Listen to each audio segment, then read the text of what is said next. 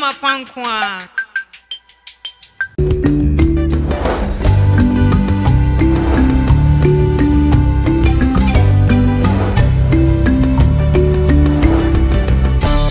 ITV Mapankwa.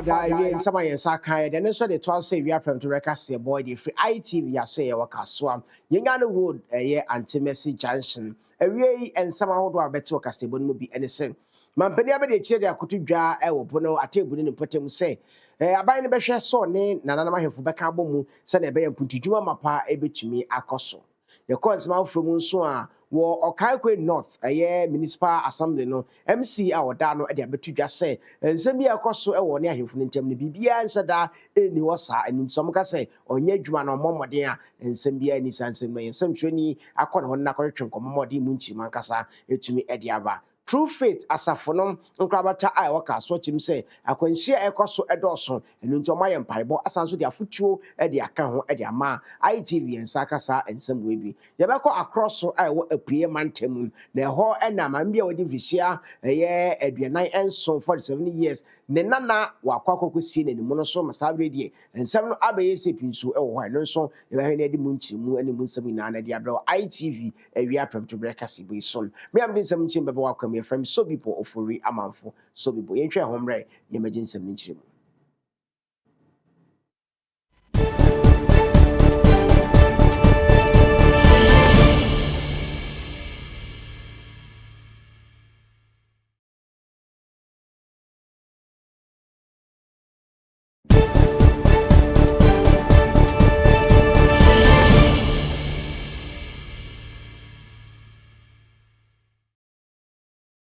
Horavian some Nasia and influence in free as Antimantemu, and Sabria Casadi, and some tunis are for the platform, their money and some Asante Regional Motor Traffic and Transport Department, MTT, the Onum, Asher Emma Sabilo Machaka, 1,991. Saka sing nano, over now over day, a year light to be the sister, business in him, Fred, Chagumusana Sari, whoa. You bet Naka Nebusano, on your Bemunipa. Onye dwuma ewo ye fire service nso ena ambulance service for car to me say wo firi hi osimi ya ankran na che say na wuti ate ho no man no na we ekoso abra Sante regional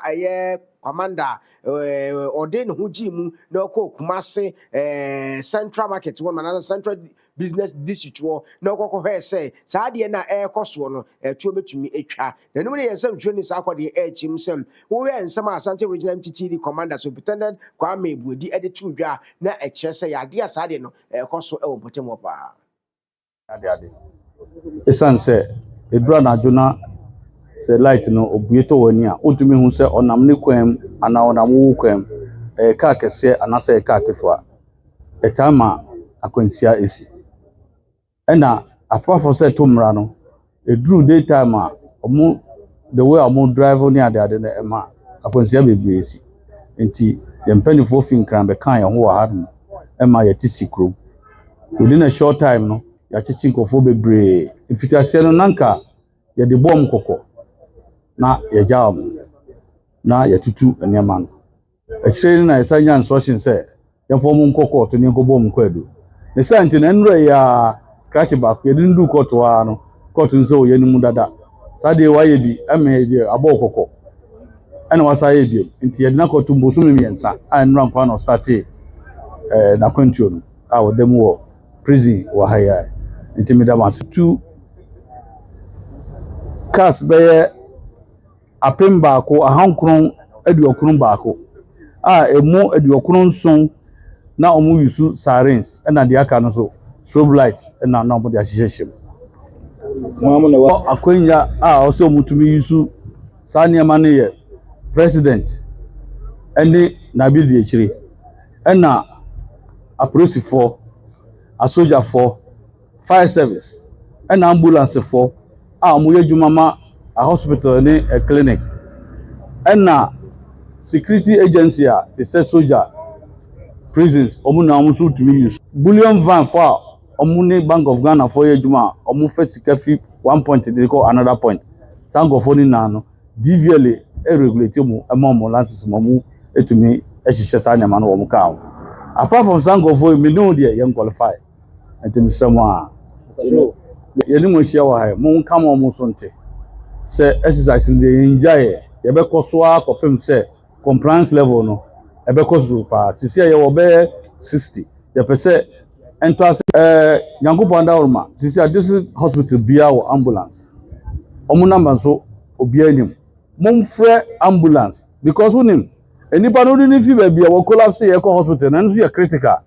e wo so wunya nimdia obetumi a condition se na be ya obeye stable ansa da duru ho odi ni ko to taxi mu na bo aba pi no obi amfi wa ontumi nya de hwe ye be stress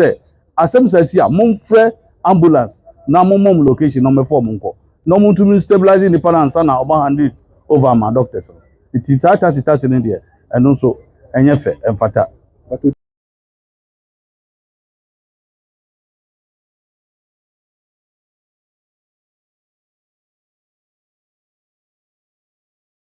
Ọlọ́fọ̀yẹ́ tó ànsẹ́m ní sọ ní ẹ̀ńkọ́ nsẹ́m ahoforo mu anasa abiri ní ẹ̀dí ẹni ẹ̀dí kyerẹ́ ẹ̀yẹ ẹ̀pùyẹ́ mantam nso na ẹ̀kọ́pẹ́ mu ọ̀fànkyí akwa north mẹ́nsìn mu na ẹ̀wọ́ na sábẹ́ dc yìí a ọ̀fànkyí akwa north Honorable Osmanu Abubakar wàhwẹ́ ma wàfẹ́fẹ́ mpanimfoɔ stakeholders wọn a ọ̀ka bi wọ́n mu ẹ̀wọ̀n mpọ̀tẹ́ mu waba ẹ̀na wàkyerẹ́ ọ̀mù sẹ́n wabere aban wei ebo ntoa 2024 aba aban mu no ne nsam kase a na okapa mu baako 24-hour economy nsabro ma ba on beche Ghana fo ina se fanti akọ say ye 24-hour economy market no omonso monsa ka bi ene na mso ma Honorable Osmanu Abubakar ekọkira asase ene bibia amaye krado say 24-hour market ni fanti akọfo nso no bagro ni mpotemu omonso monsa betumi akabi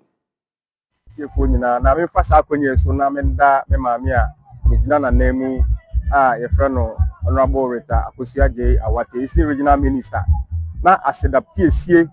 enkoma ye mampani yewura John Dramani Mahama a oso daye ehun se Ghana yenyi edu pomponso a ewo se yenso ye practice 24-hour economy no na wasembusa obusa ye no mfasode a ewo saa dwumadie mu bebre edikan edwuma ede bebre emebunu no eye baako yenyina yenimo hawa ewo oman mu free santene yenyina yesu ewo unemployment ho emom yewura John Dramani Mahama afasa akwanya iso de saa project eba be so saa haw na no yedikan employment to the youth ye to so biem ye maamenom yenyina yedi ma ho hia omo mu wabra omudi omudwa ye nhyeda enni adwadi bia sebe konkan de ma omo se adwadi bia yi eba be adwadi bia eba be nyunyam hye de ama ye maamenom ye nuanom ma na we nya bia ye papa de edidwa ama omo so wan aso adwe omo sene wote ye no adwadi bia yi ye wo ayaresa bia wo mu ye wo beebi a ye betete ye mofra a ye maamenom a oba be didwa no omenya beebi ama wo mofra no akosukuu ye wo beebi a ye asrafo anasa ahombambofo ebetena abo ye ho ban ye wo women's bank begidi se ye mampani abedi ekire Her Excellency the Vice President ema yete say obayi no obeboa ye maamenom ye nuanom ma na wo yenya ensi echi ba bi edi edidwa aye women's bank enti ename no kasei saa dwumadie saa ebosha ye Vice President Her Excellency Nana General Kokwa Ajiman edi ba ye say obema ye maamenom sika bi anase bank bi no mde edidwa no saa biaye ewo saa sika krabia no enso ewo mu enu nti yedi kan pa de eye dwuma na yewura John Dramani Mahama de aba mabunu ye maamenom sebe ye be fa enyumanfo bebre wo mu ye wo security post ye wo fire service sɛbe wohwɛ bra me no kase ya ye mofra ya fa wo mu sɛ wo mu nko no mu kokɔgye ntete e wa hobambo mu no bebre na ye bi sɛ ya wo so mu wi a ɛyin fa no mpakɔ ye adwuma saa bra me no kase yi sɛ ye fa 261 mmba sɛ wo Ghana ha obiya enya saa market bi nti saa na tie de a ye nuanom ba be ye adwuma e de asom oman no wan san enya sika e de ahwɛ won abusua ti mfasode a ɛwɔ saa adwumadie de ɛyɛ bebree no sɛ wohwɛ consultancy na wɔn kɔtena ase ɛyɛ bibia no ɛyɛ 3 years na mmom no contractor na hyɛ yɛbɔ sɛ with the support that he is getting obetimi awie before that period na mmom krataa so deɛ ɛyɛ mfie mmiɛnsa na mmom yɛbɛhwɛ abɔ n'akyi dɔm aboa no ama wɔtumi awie dwumadie no ansa koraa na mfie mmiɛnsa no edu nananom bebia ne bebia ebe kasa nananom entra ponti ene dwumadie ya mo de abai ye kuma mu ade pa ne ya hwehwe se bibi se be ba ha bi se be se link bagro ne obo ema ye kra behwe na contractors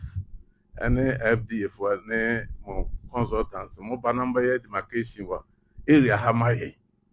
na bi akos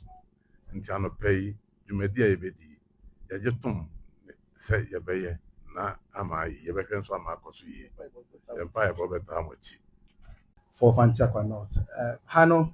yeah, model 4. Markets, no, yeah, all over the country. Now, yeah, model 1, model 2, model 3, and model 4. Now, for the district level, no, model 3, nah, yeah, our district. In Fantiakwa Hano, model 3, nah, yeah, mama. Now, Nema, woman, nearly can, yeah, 4 different kinds of buildings, project name. Now, nearly can, yeah, lockable shops. Lockable shops, you know, there was 16, there were 2 floors, there was ground, it was so uniform. It's an American dream. It was ground floor and a first floor. And, you know, on the ground floor, you know, there was 16 lockable shops, 6 warehouses, and a washrooms, toilets, and a showers. 8 toilets, 4 showers. Then on the first floor, no, so there was the same thing. There were 16 lockable shops, 6 warehouses and bigger shops. Obetumi atonade omu and as obetumi di store nyama omu my before no. Na there were washrooms so any showers. Commercial building so 2 floors, ground floor and a first floor. Ground floor no, your mini market, your pharmacy, your clinic,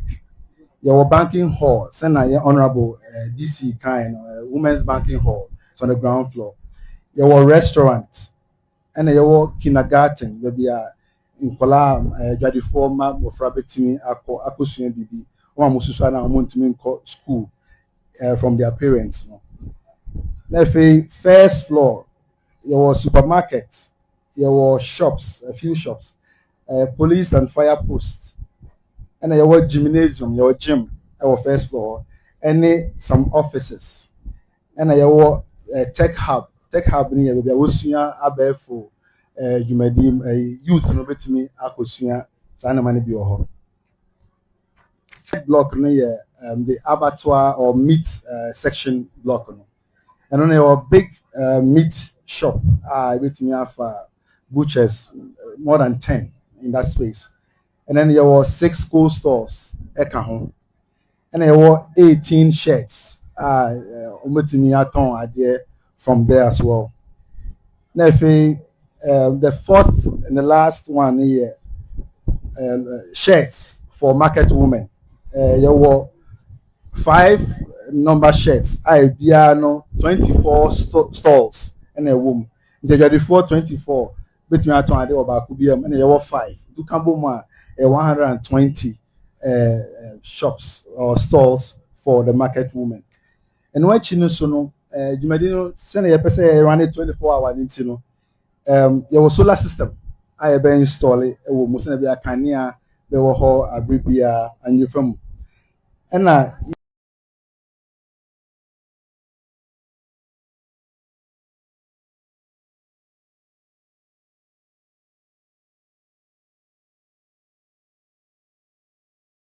Alright, so for me to us when na yanko so anto so pie man tem won mo a na isiri je wona ye kono we ko pie mu ewo across so ai wo akimodan ne importem na we na mame bi wanya aye banana wedi 47 years ono ankasa na o se banana no mpe to kokko sie ne nimu no so na nse bonche mu nyina ne se wodi we ne kire ye akima across so a no ne be akimodan ne importem a mame odi mfirisi aduanan so 47 years yi ena wa cross one no wa kokosie ne grandchild ne banana aya won foforo kra ma me di e de ba aya akosia brokwa na akosia brokwa e kiremu a na ya de akosia brokwa no ne ba ankasa ena kosia de owoye na owoye e okosia de no ena ono age akwara no a eye ono akosia brokwa ne ba na wo no ne chese ne banana no akwa akosie no na some remember one potem honorable Kofi Kwenu Stephanus na wono na obeka side wa chim sem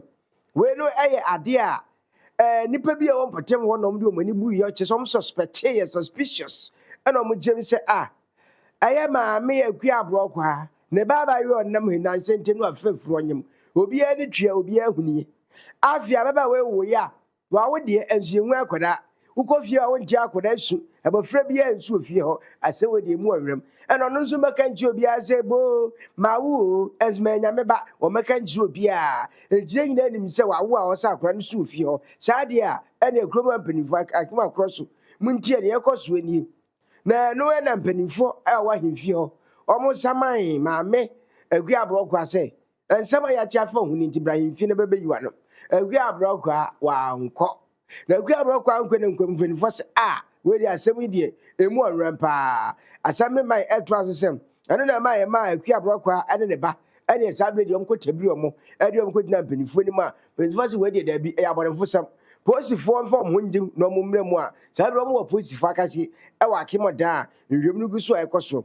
na baby akwara anu a ya wo foforo kosia de twemu no osapa de ye ntumi nkire sabe nhwemu eguso ekoso omo tutu omano na posifo chimsem omuguso omo ye nhwemu fiko e de esi ase no mo hunde kodi enam so a e ma akua brokwa ne nana ya wo foforo no watumi agogosia akwara no se ni mu no so okunu o ni nyina no mu nsem no ye be se nsaka e betumi e de aba betum num na ma de sia wo akima cross wo akima dan ne potemu omo nyina achim se ne yakoso die ayehu pa se atia ne so betumi wo de ompampo a fa ne ko nanka fie orphanages na nko mo ntumi nye no na omo hwe no ana wo de pama mbukura potemu ho fa ne ja no o me goja me nan aba ehwim no atukwan na okosan kran obi ehu beba na nka agora na nyini na oba a chawpa na hia na aba baji wade wanye sa na so tumi ku akora na dia amakrom ha akima kroso ha yehu pa de sia won mchim se asem no abo mu pusa omo ntibi mpotem wada yentu aso ne yenkɔ anim dia na wodi wani ade kirebo no mpotem wo ye wa fase bi ye di yese mekɔbo no na makobu na fase yi ne toso enum 5th edition na akosui na makobu na fase ase na Ghana yema mpani abedi kire vice president professor Jinna no Pugwajiman ogopiem wase no chimse mummo se ehwese ne a nananom ayekro e obono mpotemu no mutumi ko hu bomwo etum madwumadi ati seye eye no nyam sesa no a ene emesuma afu yem sembom from helicopter efrin kranaba samba be so buamo na dwumadi atumi akoso ene maka ina ne saba wei ne di akire pa so behwe se aban ene nanan matra kondwa baka bomu no ma ye adwuma se na be puntuo betumi aba potem a mampani abedi akire ensem na chi no ena afesu panifo ahoro bi ekasai the potential to serve as a strategic center for our 24-hour economy and accelerated export development. These programs envisage an environment where agriculture, agro-processing, transport, logistics, and other productive enterprises can operate for longer hours and inconvenience. Government has therefore placed road infrastructure at the center of the Big Push program. In Goma East, work is progressing on roads, including the first phase. And you all know that, don't you? So moving to the second phase, even more will be done. This is particularly important because agriculture remains central to the local economy. Our farmers produce maize, yam, and other crops for this municipality and for other markets beyond it. The task is not simply to produce more. We must reduce post-harvest losses, improve storage and market access, support processing, and ensure that farming provides better and more reliable incomes for our farmers. That is reflected in the Feed Ghana program, which emphasizes food production, storage, processing, and stronger agricultural value chains.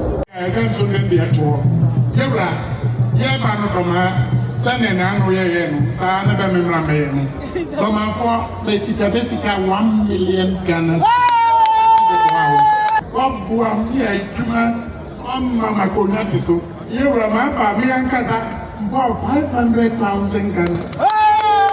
Another woman in my amount 200,000 Ghana. My phone, the Papa Boma, 1.7 million Ghana cities. Okay, Kokana National Dianoma, I say it 2.12 million Ghana. I'm going for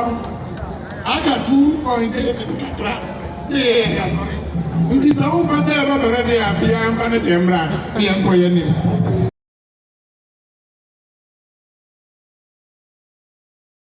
Harafaya to answer no so na yen na yen sam say if you see afi mu ni titru mpo ane bosumi num bosumi nsia bosumi wotwe ne bosumi nkromu de kama ya sa kwansia na esisi na no edi yi pa na anu yen ka mo yawa eyo fanko bare edi kura no amamu wa nipa beye dumiensa na chese o ma tro na no wonse no mo pred na no edi yi pa na no nam so ma asafo ye friend no True Faith Church International Kaswa branch ye Nazareth branch no omode mpai bodumedie no ade si ho na omode bom mpai de sre twedi ampo Yakobon so hu o man Ghana emobo na onyi ne friend akwansia mfimfiri o man Ghana so na so fani oda no Prophet Komina Andrews ono leader e de True Faith Church International Kaswa Nazareth branch no wona ITV twi nkomo na wokase wo mu sampai ne de yabo na nso driver fo mu hweyi Enrika 10 wrong overtaking ne nyama hodo a ensem feta aban nso de ni ekwan ne nye mo hwena monyo odubi ata fama ne kakra se be ya ye nyina beboa na kwanhia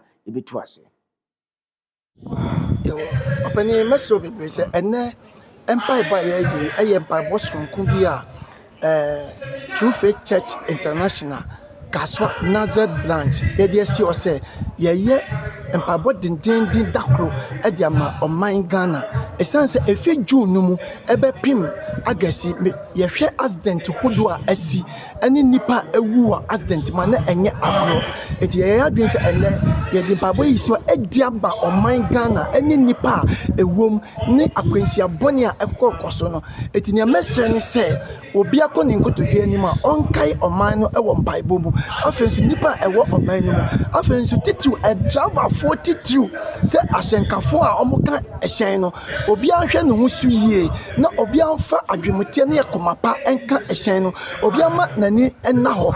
mika bebre no emwa esanse achichire odi bokoboko ne nante na so eye den a ba bi okono odu enti wo ye wadwi so obekọ mika wan hwe nia no wan kodu enti senia ya ye ehyen no senia ehyen ni mikate etie no se wo driver ni no se bita fraje wan fa nyansa ni bi anto ho a obekọ mika mana poso enu na di ayene eble edipa ewo oman no mu se nipa ewo oman no mu toto ewo akwanhia mu enu ti na eneda ponde yi kwade ye di empabo asio se ye di ama oman Ghana bebe se okan efisufo moma no etiye ensia entime ye edu ekona o sei de di eche no mo ho nya de Onyankopon tumi na ho odin mu na mo nche Onyankopon akudie enyina no matimi ni obonsam na de na adiesie efise ege ye ni hunan ni moja na enya ye ni mpanini ni tumi de ni wiase sumu etumfo na enya enti opani ne okan sunsun fam enso eka ho ewo akwanhia no mu na so ni nyina mu no ade ni ho ade bia ni ho ekwati awrade ewo empaibo mu enti se ye de gidie si ono ye Onyankopon empire ni o gidie se so shenkani ni so ani da ho na onum ensaden a ebebo no na onye niam basa bi na onum nruboni bi na dwimu da ho na ni da ho na se onanti ye ewo miketu mu bla okita ehyen no a mi yi se akwanhia boni bi an no a ebeba de to so mienu so no kwase money, Yakwan and yet, Yakwan, Yakra, Osha, a fin can Kumasi, a fee in can Ekota Crade, Aquine. Akasia ka akasia ani ehye akasia enante so na yakwan akasia ba miensa ne nan na wo oman mu akwan ne nyina sei na akwan ketewa nso a ekosisi mu nso asei eti ye besre omampani bebre sei onhwe na dwumadi ode hihye nkofo ensan de ohwe akwan so na de ade no onhwe na omunye akwan so ema ye man no na ye man ne etumpon a ebema yenso ye wo mu nso betumpon enti enu so eka ho enti akwan ne no na sunsun fam so abayifo na wobani so adi dwuma na hunam fam so no ba hunam fam so a adawa fo so ekita ehyen so enhwe omuhusu yie na meko ntema bantem no obi advert bi a omoye o se mi ko hwe omagu abasisi a ampa ba ko hwe omagu na bisa se ohusu nkwa no ewe he enti enu so eka ho me da se bebre pani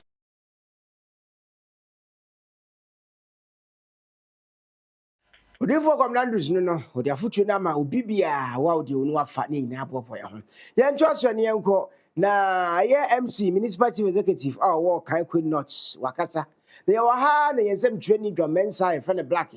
wodi ama ne bobi ebra yensem na ma trankonwa mo ni boy man na ni boy man man chan ankasa ka ho no my press conference say ebo wo mpotem wa MC wo kan queen nuts wo mo hute wo mama de kra jaban pam no One yes, press conference with your check. Just so you may be a Nanumu and yes, my centuries, and your way. None am seeing Gokasam says, yes, your mama knew, and then I'm some honorable Christian Tetebaga. Wakasaf a found, and old Jim say, share. Mamma Bamu day, yes, a smokani muhu, and then your mati. Na somehow do a kind of day, meaning I see a career. Grateful for the opportunity. Let me also greet your viewers and your listeners. Yes, I have no personal, or the assembly has no beef with Nia Mensa in terms of our running of the municipal assembly. What has been the issue between probably myself and the assembly and Nia Mensa is concerning a land which is under investigation along the N1, the Fraga oil area. The land at a point in time were housing containers and some unauthorized structures. It was first housing the PBC as their residential area, but at a point they vacated the place, so the place became a hideout for weed smokers, and so as an assembly we decided to clear the place and make sure that the place become visible and bare, because thieves were snatching bags here and there. So we did that, only for people to come forward that the land belongs to them. So I intimated that if the land did belong to any of the 5 people who came forward, they should produce their document. Lo and behold, there was a petition at a point in time that myself and the same Nia Mensa we were trying to sell that land. So the anti-corruption unit at the Flagstaff House brought an investigation. They came to my office. I was invited quite over some times to find out what is there. So I gave my version of the story. Based on that, the assembly wrote to all who had an idea that the land belongs to them. One notably is Nia Mensa, that nobody should go on the land, because the land is reported to be a state land belonging to PBC. And for that matter, until investigations are completed and the rightful owner is determined, then the person or the state will take its land back. Having said so, just Thursday, last week Thursday,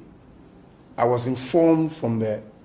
anti-corruption unit that there is some activity on the land. However, having gotten the information, I went there with the police from Tesano to write on the wall, the land is under investigation, no activity should go on. Only for me to get to know that it was Nia Mensa who was asking people to grade the place. When we left the next day, he came to rob what we have written. And he intended celebrating the Homo there, and he went ahead on Saturday to do it. Well, I'm not wading into chieftaincy affairs with him. Whether anybody is building a palace in Niboita or not, as an assembly,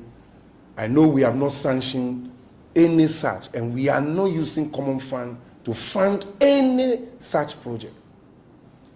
There are only 3 gazetted chiefs that had been handed over to me officially since I took office. The Abeka Manche, the Achimota Manche, and the Akwete chief. These are the 3 gazetted chiefs that have been formed, so the assembly deals with them. However, any other chiefs around the municipality that are within certain part of the community, occasionally for unity and for peace coexistence, we do engage them. I want to say on authority, if the land indeed belongs to government, as the municipal chief, I will defend it and claim the land for the government. If the land belongs to any other person other than government, when the recommendations of the anti-corruption unit gets us the report and the rightful owner is determined, we give the land to the rightful owner. I'm told also that we have not paid sanitation workers. That is not true. All the time, those that we go on work with on the street, we pay them. The national call for His Excellency for us to do the sanitation, yes, we took people out there. It was not to pay anybody, but it was to refresh. So when you finish, we bought kenke, sardines, and etc. And people ate. But we were not to pay people money for the exercise that we did. The environmental office also occasionally, we hire casual workers. And these casual workers, when they finish, we pay them. But for the Saturday and Sunday that they did work, obviously, we'll be settling it within the week. But we don't owe anybody. We don't owe anybody. The DACF, as allocated to us, there are no room for using it to build palaces or sponsor people. No. It is strictly given to us to do what is needful in the guideline. 10% to do sanitation and drainage, 10% for water and some other works, 20% for legacy, 10% for health, 10% for education, 5% for administration, and 25% for our 24-hour economy market, which we are building. So every sector that the DACF has allocated for us, there is some work going on in the usage of the money, with the exception of education, where we have challenge with land acquisition to build a 18-unit classroom block. We just spoke to myself and my engineer, just had a conversation. We are still looking into it, where we can get very much good land without any litigation. For the health sector, cheap compound and the boreholes, we have drilled 8 boreholes currently. Cheap compounds, we are building 2, one at Fadama, one at Akwetema. So the common fund that's given to us is judiciously being used for the purposes and the intended programs we are supposed to. So if anybody goes to make such wild allegation, I want the general public to discard, how can I, in any stretch of imagination, use common fund to fund a palace? It is not true. It's untenable. I want the public to discard it. And lastly, I and the assembly are not wading into any chieftaincy matters in Niboy town. We are not supporting anybody there. What we are doing is that we collaborate for peaceful coexistence. Hence, for the 1-year period, through the guidance of the police and the MUSEC, we have coexisted. So the statement, it is never true, and it is not so as an assembly and as a municipal chief executive. Thank you so much.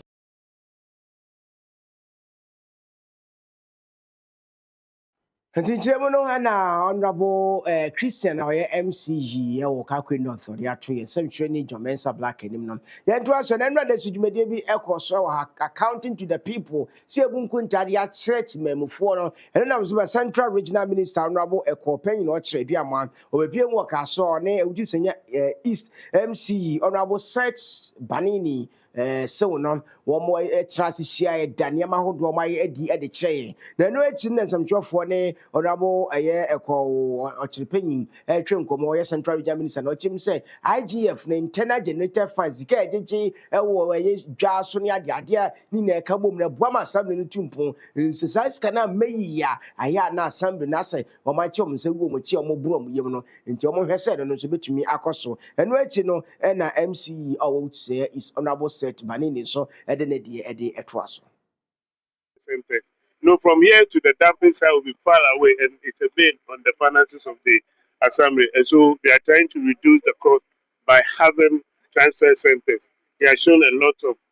areas where he has accepted those transfer centers. In the area of sanitation, we think that we need to commend him for that. We also want to invite private people who are interested in sanitation issues to come live with the assembly and see how they can support. Kaswa, now development is coming, but one thing that will have as a challenge will be land availability of land. So we are calling upon another, and even the assembly to go ahead of government to acquire more land for developmental projects. Today we had to go to retirement for check compound. If you look at the land on which the building is, it can tell you that we are struggling for land. And so let's all come on board and see how best we can utilize the resources that come from the common fund. I've also seen that there's a gap. We are not generating enough from the internally generated fund. And that means that people are not paying what they're supposed to pay. And assembly itself hasn't taken advantage of the numerous opportunities in terms of revenue. They will come and support them with the necessary infrastructure and then capacity building to help them get more funds. I am even saying that if you look at an assembly like East and then Gomwa East, they are becoming too huge to the extent that a time will come what they will be able to generate in terms of, if they are going to be intentional, in terms of internal generated fund will be more than what they receive as a common fund. And so we need to encourage them to get more. The more they get, the more development they can have. Okay, so I think accounting to the people, is very crucial for any developmental setup. So before this particular one, young we share community engagement for all the electoral areas. We bear 2 months ago, meet me for the come out and and today has been very fruitful from inspecting ongoing projects to commissioning finished projects and all that, and then coming to interact with the very people that we are serving with. The response has been very positive. We intend to pick the feedback in our HANA, put it on a table, say policy formulation, say no, hold on, say policy formation, ibitini aye na yedi account. Already on course with these issues. One of the things that you need to understand is that this particular role, as part of our responsibility, is to resolve issues. So it's not something that we are setting. We are already resolving the numerous issues that are coming up.